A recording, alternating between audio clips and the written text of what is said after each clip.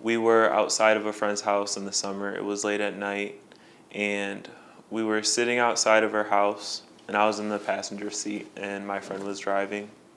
All of us are African Americans, and I think we were outside for about an hour just talking. The car wasn't on. We weren't playing music.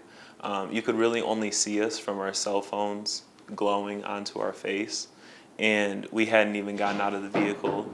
And so we're sitting back on our phones just talking, and a police officer drives by and slams on the brakes and puts it in reverse and gets behind us.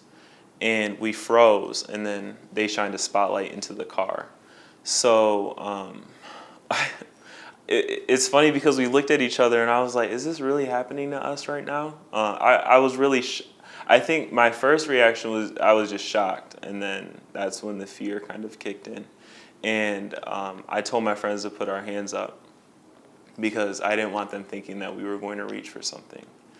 And so a few minutes, I think 30 seconds pass, and it feels like eternity. They're shining the spotlight into the car, and we see another cruiser pull up behind us.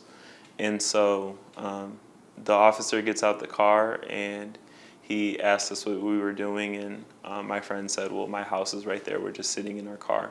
And he said something to the effect of, we got a call reporting that you were breaking into cars or breaking into houses.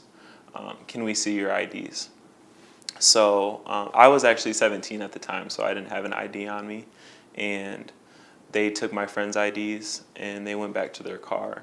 And so I ended up calling President Jackson. He serves as president of the adult branch, and he's a pretty close friend of mine. And I was explaining to him the situation because I was so shaken, and I wanted somebody on the phone with me while it was happening. And so a few minutes pass. It seemed like the officer didn't believe her when she said that our house is right there or my house is right there, because he took her ID and immediately started reading her address. Like you could see him holding up her ID and checking to see if that was her house. And so they went back to the cruiser, and I think the officers could hear me on the phone with President Jackson.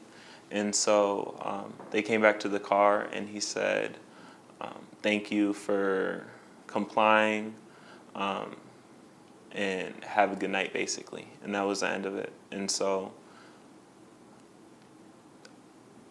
I still want to stress how scared we were, because that's not a reaction we should have. When a police officer drives by and stops, we should be thinking they serve and protect us, not that we should fear them. And it's not a fear of authority. It's, in a sense, it's a fear for your life because of what we see on the news every day in regards to police shooting minorities.